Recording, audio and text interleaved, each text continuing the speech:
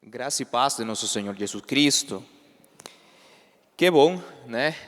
Nós estar aqui na casa do Pai para poder orarmos, colocar nossa gratidão, nossas petições, nossas preocupações na presença do Pai. E eu quero convidar os irmãos a abrir aí suas Bíblias na primeira carta do João, capítulo 2, versos 12 até o 14. Primeira carta do João, capítulo 2,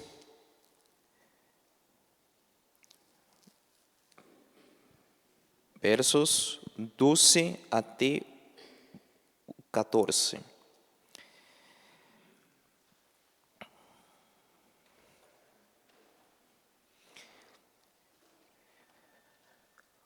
Pode passar a seguinte. Aí temos, né, o texto. Eu vou ler aqui, né, na nova versão internacional, e os irmãos podem me seguir aí na versão que tenham. Filhinhos, eu escrevo a vocês porque os seus pecados foram perdoados, graças ao nome de Jesus. Pai, eu escrevo a vocês porque conhecem aquele que é desde o princípio. Jovens, eu escrevo a vocês porque venceram o maligno. Graças, Mati. Filhinhos, eu escrevi a vocês porque conhecem o Pai. Pais, eu escrevi a vocês porque conhecem aquele que é desde o princípio. Jovens, eu escrevi a vocês porque são fortes e em vocês a palavra de Deus permanece e vocês venceram o maligno. Mês de agosto, mês do jovem, mês da juventude, né? E eu quero tocar um tema hoje relacionado com os jovens, mas não apenas com os jovens, assim como com a igreja toda, né? E que o João aqui, nesta primeira carta, no capítulo 2, ele fala um pouco sobre esse tema importante que nós precisamos entender. E eu sempre fiquei muito atraído pelo fato que João fala aqui dos jovens e diz, né, que os jovens, eles vencem o maligno, que são pessoas fortes e tudo mais. Só que eu fazendo um estudo com os irmãos da congregação hispânica, né, aí eu estava ensinando para eles como ler a Bíblia, interpretar a Bíblia por si mesmos. Eu me percatei de uma coisa e eu falei, nossa, olha que coisa interessante, né? Às vezes as pessoas acham e pensam que cada faixa etária da igreja, né, vai como que separado. Olha, crianças vão por um lado, jovens vão por outro lado, adultos vão por outro lado, terceira idade vai por outro lado. E nós, às vezes, parece que não entendemos a correlação que tem cada faixa etária de nossa igreja e como eles são importantes para cumprir o propósito de Deus na igreja e através da igreja também. Vamos passar para a seguinte. E eu tenho aí um pequeno exemplo, né, uma introdução. Os irmãos conseguem ver essa imagem que está aí, né? E fala força total. Tem duas pessoas aí, né, empurrando uma caixa, um caixão. E tem um jovem e também tem outra pessoa, né, mais experiente, por assim falar. Na física, tem um conceito que se chama somatória total de forças. Ou força total ou força neta, também é conhecido dessa forma.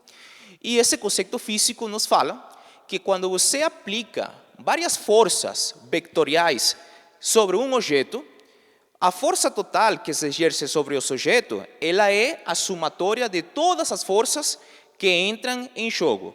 Ah, sim, pastor, você agora está querendo se mostrar porque você é engenheiro, né? Não, não tem nada a ver com isso. Meus irmãos, eu apenas o que quero ensinar para vocês, que cada parte, cada esforço que nós fazemos, cada propósito que nós procuramos, é a somatória das forças que cada membro, que cada pessoa, que cada faixa da igreja tem. Cada faixa etária, cada grupo de nossa igreja tem uma parte muito importante para que nossa igreja ela consiga cumprir o propósito que Deus tem em ela e através dela. Em essa imagem que nós temos aí, nós vemos que tem duas pessoas empurrando a caixa, mas também o que acontece? Tem várias forças entrando em jogo nessa imagem. Força da gravidade, né? Tem também a força que eles exercem, que eles fazem em cima do objeto, também. Mas tem também uma força que é conhecida como força de roce, que é a resistência que normalmente o chão faz quando você empurra um objeto em cima dele. Aí, para fazer o cálculo de qual é a força total, né, que se exerce sobre o objeto, aí tem que fazer as somatórias de todas essa força e isso vai ser uma somatória total de forças. E vai dar como resultado qual é a força total necessária para poder conseguir movimentar esse objeto. E que tem isso a ver com a igreja? Tem muito a ver, queridos irmãos. Porque aqui também nós temos uma somatória de força muito grandes. Por exemplo, a primeira força que nós temos é o Espírito Santo, né? Fala lá no livro de Atos que nós recebemos o dunamis do Espírito, né? A força do Espírito, o Senhor Jesus falou. E vocês vão receber poder do alto. Então aí temos força, temos poder. Mas também cada membro da igreja, cada faixa etária é uma força muito importante em nossa igreja para conseguir fazer o que Deus deseja que nós façamos. E aqui João, nesta primeira carta, capítulo 2, ele deixa isso bem explicadinho de como cada um de nós, independentemente de nossa idade, temos um papel muito importante a cumprir aqui em nossa igreja. Vamos passar para a seguinte, por favor. Meus irmãos, este segundo capítulo de João, ele trata uma coisa extremadamente importante, porque basicamente ele é uma continuação do capítulo 1. Aqui no capítulo 2, ele continua falando algumas coisas que se referem à comunhão do crente com Deus, tá bom?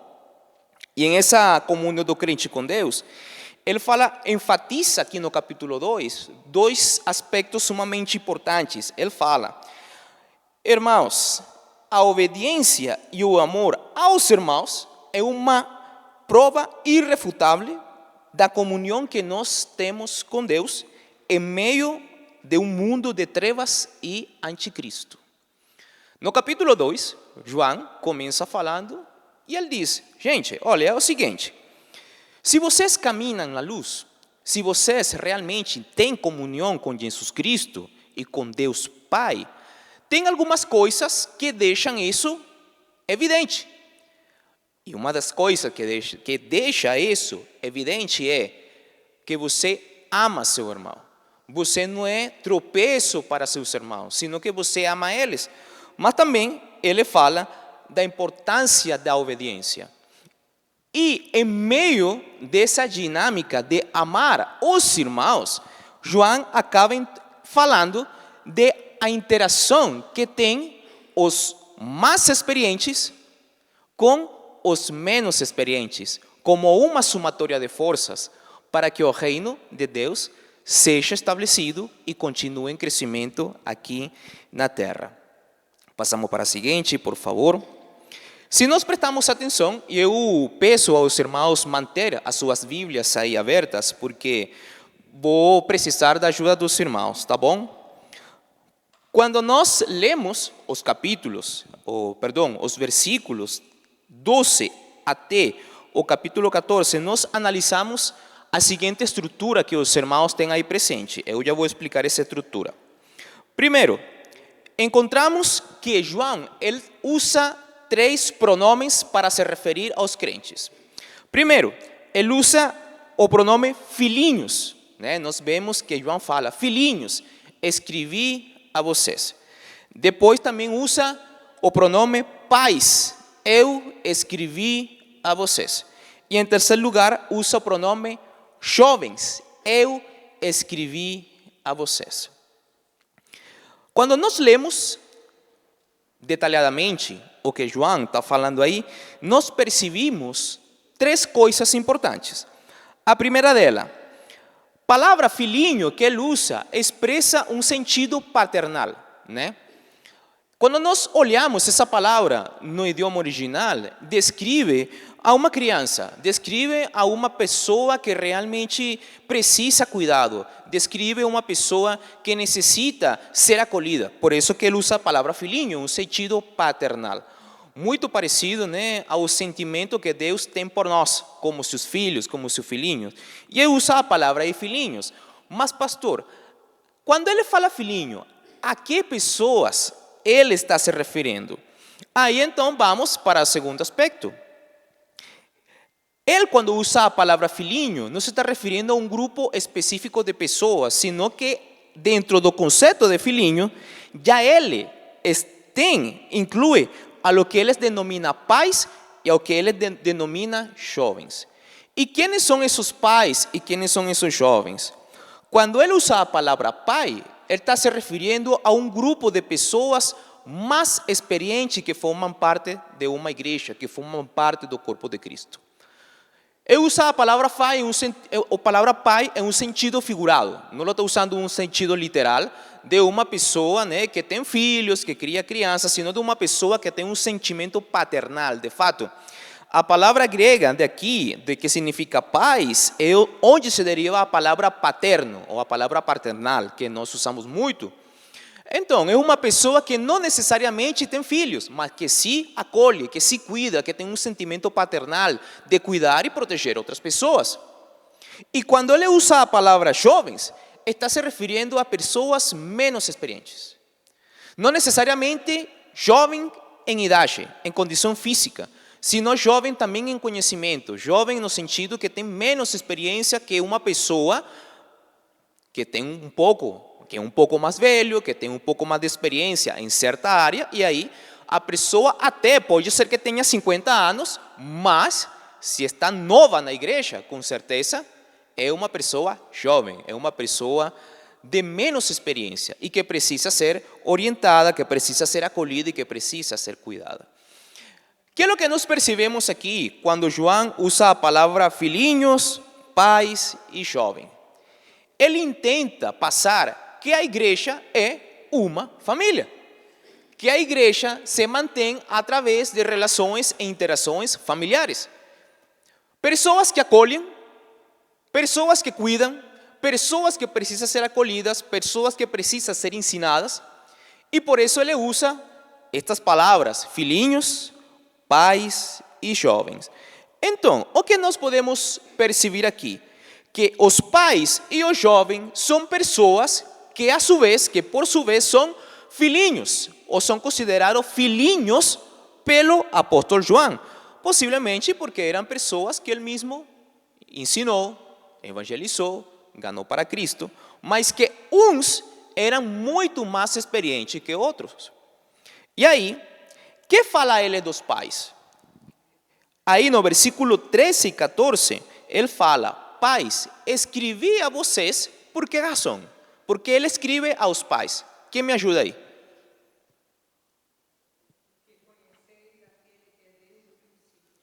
Muito bem. E no versículo 14, que fala dos pais?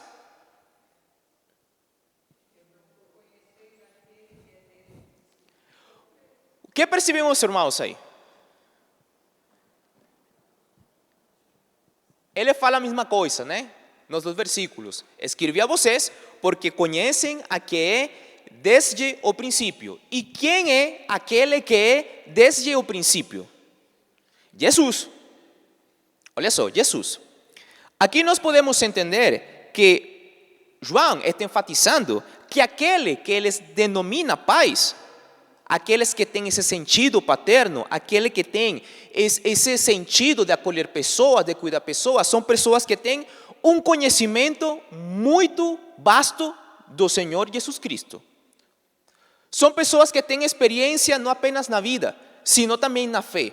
São pessoas que têm sido capacitadas pelo Espírito Santo, que têm sido capacitadas por Deus, para acolher, para cuidar, para ter esse sentido paterno. São pessoas que conhecem Jesus Cristo.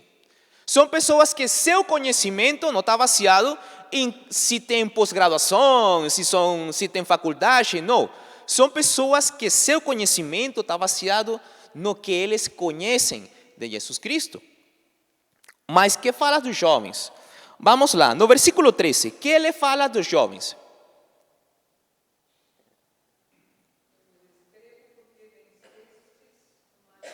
Muito bem, escrevo vocês jovens porque venceste o maligno.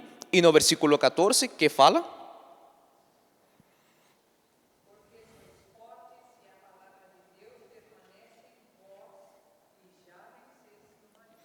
Muito bem. Então, olha só. Vamos perceber o que João está falando aqui dos jovens. No versículo 13, ele fala que os jovens venceram ao maligno. Mas no 14 fala que eles são fortes e que a palavra permanece nele. E como consequência, o que aconteceu? Venceram o maligno. Então, a força do jovem está enquanto eles maleam na academia? Não. Onde está a força dos jovens? Segundo o que fala João. No conhecimento de Deus. Agora, aqui vem a pergunta boa. E aqui é onde está a interação. Como esses jovens ganharam o conhecimento de Deus? Será que terá alguém responsável de que esses jovens ganharam o conhecimento de Deus? O que ele fala dos pais? Sim? Conhecem Jesus Cristo. E do jovem ele fala, porque em vocês, permanece a palavra. Então, entendemos que aqui há uma relação. Que quem ensinou aos jovens a palavra, para eles se manter fortes, ou quem ajudou para que a palavra permaneça no jovem, quem foram? Os pais. Isso quer dizer que aqueles mais experientes, aqueles que têm maior maturidade na fé, ensinaram aqueles menos experientes para eles aprender a palavra permanecer em ele e eles vencer o maligno. Olha só que relação interessante, Aqui nós percebemos então que essa interação, essa somatória de força, é o que faz a diferença. E aí, como estamos falando de somatória de forças, aí eu fiz o seguinte esquema. Passamos para o seguinte. Então, que é o que nós entendemos se levamos isso a uma equação, Não uma equação matemática, mas sim uma equação espiritual. Que o conhecimento de Cristo, o conhecimento de Deus, dos mais experientes, sumado a la força e persistência dos jovens, o que dá como resultado? A derrota de quem? Do maligno. Olha só. O conhecimento dos mais experientes, sumado a la força, a la persistência dos jovens, tem como resultado a derrota do maligno. Aí então nós podemos pensar o seguinte: se uma igreja deseja ser relevante, se uma igreja precisa vencer ou deseja vencer o maligno, o que tem que fazer? Meus irmãos, cada faixa etária precisa cumprir o seu papel. Por quê? Queridos irmãos, porque cada um de nós tem uma característica especial que não é igual à característica que tem outro, mas que com certeza suma para que entre todos podamos conseguir o objetivo e atingir o propósito de Deus através da igreja. Nós vemos isso refletido na Bíblia, com certeza. O que Paulo fala para as mulheres mais experientes? Ele fala, vocês mulheres, as que são mais experientes, o que tem que fazer com as mais jovens, com as menos experientes? Ensinem elas a como ser boas mães, não é? Como ser boas mulheres com seus maridos, a não se andar por aí entremetendo em fofocas. E a quem Paulo delega essa função? Às mulheres mais experientes. Então nós entendemos que cada um de nós, não importa a sua idade, não importa a sua faixa, todos podemos e temos que sumar forças para que a igreja do Senhor avance aqui na terra. O que podemos concluir então? Passamos à seguinte. Cada faixa etária na igreja tem sua importância porque suas características agregam valor ao avanço da igreja. Queridos irmãos, não é que uma faixa é mais importante que outra. Ah, não, jovem é mais importante porque jovem tem força, porque eles são os que vão à frente. Não, é que os que são um pouco mais experientes são mais importantes. Não, queridos irmãos. Cada faixa, cada um de nós tem um lugar dentro do corpo de Cristo. É o bíblico. Paulo fala que a igreja é o corpo de Cristo e que é composto por membros e que cada membro, mesmo sendo diferente, cada um faz parte do corpo, porque cada um é vital para o funcionamento do corpo. Não é o que Paulo fala? Se nós levamos isso a faixas etárias, a nível de maturidade, então podemos entender que cada um, jovens, idosos, crianças, adolescentes, melhoridade, tem uma função super importante dentro da igreja. Agora, corresponde a cada um de nós descobrir qual é essa função e exercer ela, né? Com muito amor e dedicação. Já pelo menos aqui, João mostrou algumas coisas. E que mostrou João? Ele fala, os mais experientes precisam compartilhar seus conhecimentos com os mais novos. Meus irmãos, compartilhar experiências. Os irmãos sabem que há algum tempo atrás, né, lá na Venezuela, se puso muito de moda entre as empresas do setor público uma situação que se chamou transferência de tecnologia. O que era essa transferência de tecnologia? Era quando a empresa, né, ela desejava mudar para uma tecnologia muito mais atual. O que eles fizeram? Eles mudaram os equipamentos, né? Obviamente, precisavam de equipamentos mais novos, equipamentos muito mais tecnológicos, mas eles criaram documentos para eles registrar o conhecimento que era preciso para poder manipular aqueles equipamentos. Porque mesmo que agora eles foram digitais e tudo mais, se a pessoa não tinha conhecimento, pelo menos, vamos colocar um exemplo, de qual é o processo produtivo para fazer alumínio, a maquinária não serve de nada.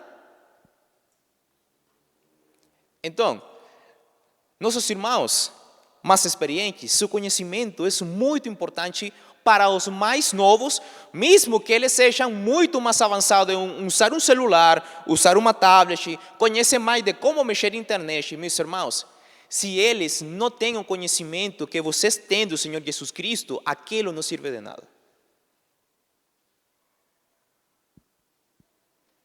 Se eles não têm os fundamentos da fé, se os mais novos, os menos experientes, não entendem o fundamento da fé, toda a modernidade e todas as coisas que eles conseguem fazer hoje, não adianta de nada.